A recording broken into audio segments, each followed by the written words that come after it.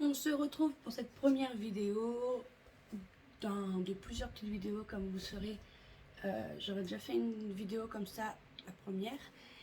Donc il s'agit de plusieurs updates lecture suite par suite en fait. Si j'ai les cheveux qui volent, normal, il y a mon ami le ventilo à côté de moi.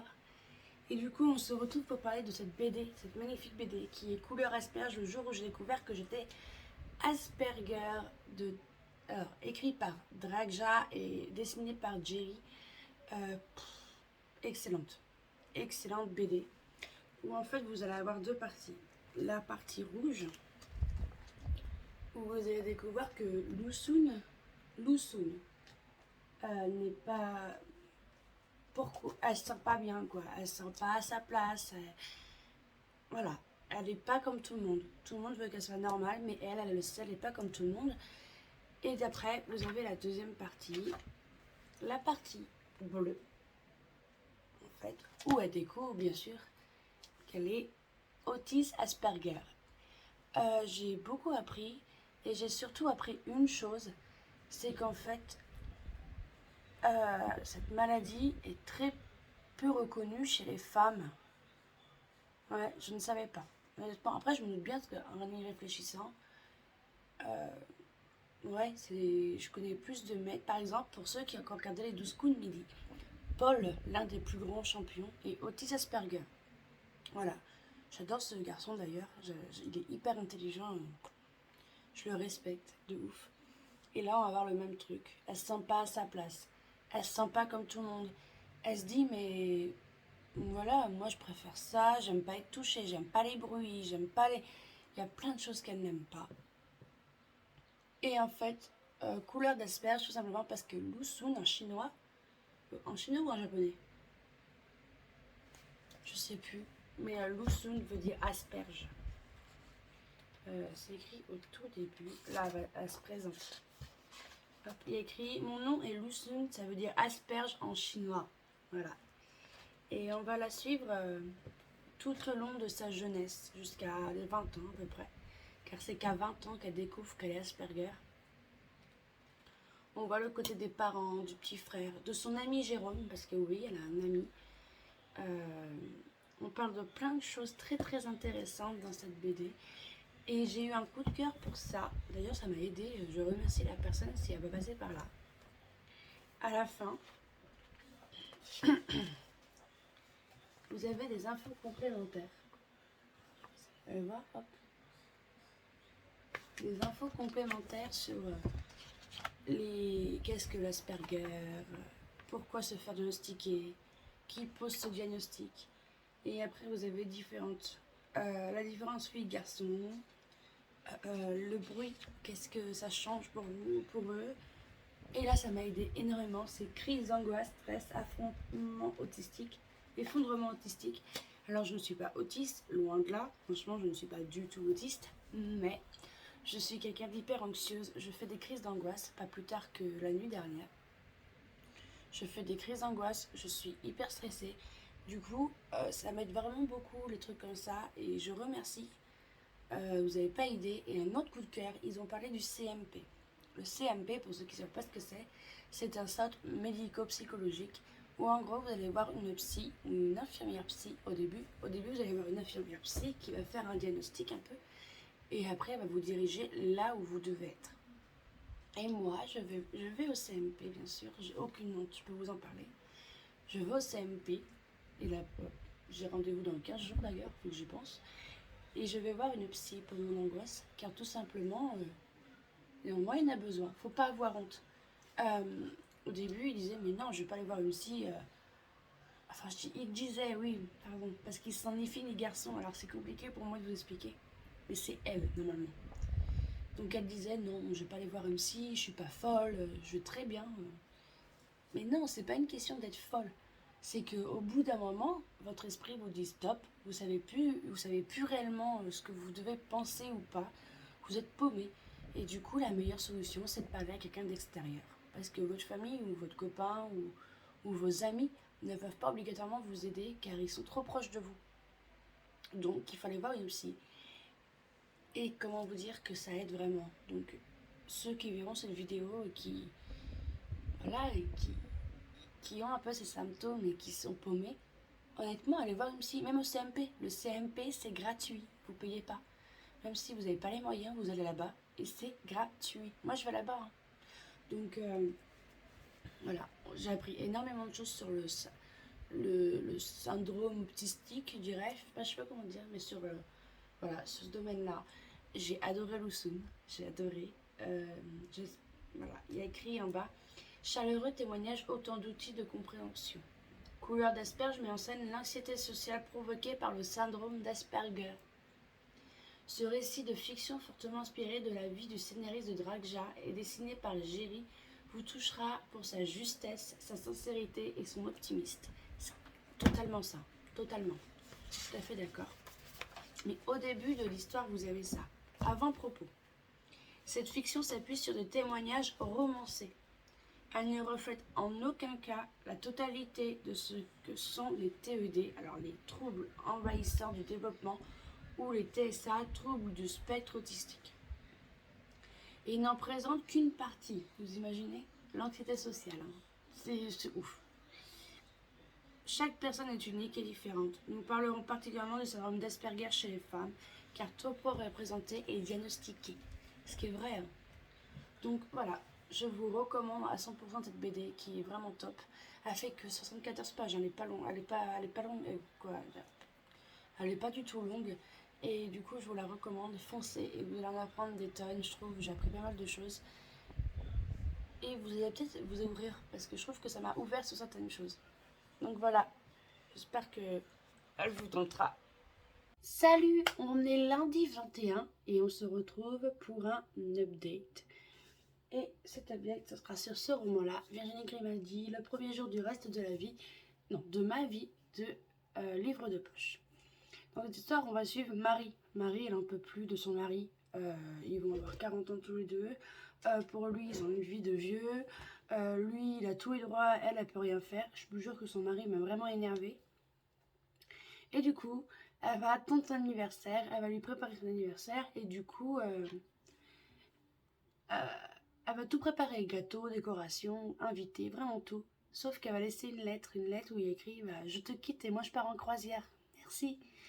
Et au début, le mari dit arrête, c'est une blague, elle est pas drôle et tout. C'était pas une blague, elle l'a vraiment quitté pour partir en croisière. Et j'ai trouvé ça tellement drôle. Et sur cette croisière, elle va faire la rencontre de deux jeunes femmes. Enfin, deux jeunes femmes, non. Anne, qui a plus de 60 ans, si je me souviens bien. Et Camille, une petite jeune de 28 ans. Et ensemble, on va faire cette croisière en solitaire. En gros, la croisière en solitaire, c'est des gens qui ont des problèmes dans la vie quotidienne, ils veulent partir. Et du coup, ouais, croisière en solitaire, mais il n'y a pas le droit d'amour. Si vous trouvez l'amour sur ce paquebot, vous devez quitter le navire. C'est triste ça. Et du coup, j'ai passé vraiment un agréable moment. Un agréable moment. Frais, doudou, comme on les aime. Virginie Grimaldi. Doudou, feel good, drôle. Voilà, j'ai vraiment ri. Franchement, des moments, j'avais des barres de rire. J'ai dû m'arrêter. Vraiment excellent. On voyage, franchement, on part en Égypte. On part vraiment partout. Ça va pour Pocahontas? Excusez-moi, je suis pas chez moi comme vous le savez et chez mon chat il est pas tout seul. Et du coup, ouais, vraiment un très très bon roman que je vous recommande. Excusez-moi, mon chat se croche.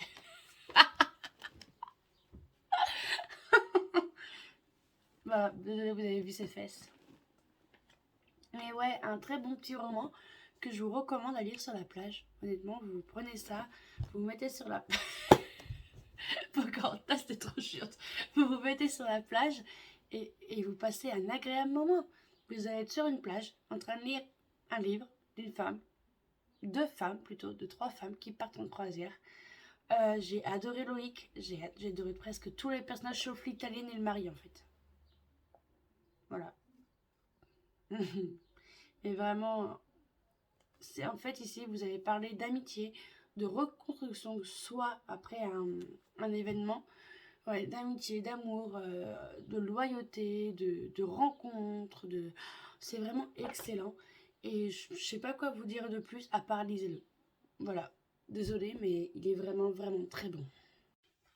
On se retrouve pour parler d'une BD, de 48 heures de la BD. Il s'agit de Enola et les animaux extraordinaires de Joris Chamblin, dessiné par Lucille Thibaudier. Et honnêtement, c'était excellent. Honnêtement, je vous le recommande si vous avez des enfants. En gros, nous allons suivre une gargouille, l'histoire d'une gargouille qui en fait n'arrête pas de se tourner. Et vu qu'elle n'arrête pas de cracher de l'eau, le prêtre de l'église et en a un peu marre parce qu'il arrose les mariés, que des trucs dans le genre. C'est assez drôle. Du coup, Enola va être embauchée pour savoir pourquoi cette gargouille n'arrête pas de se tourner. C'est vraiment très très mignon. J'adore son chat Melekim. Je vais vous le dire.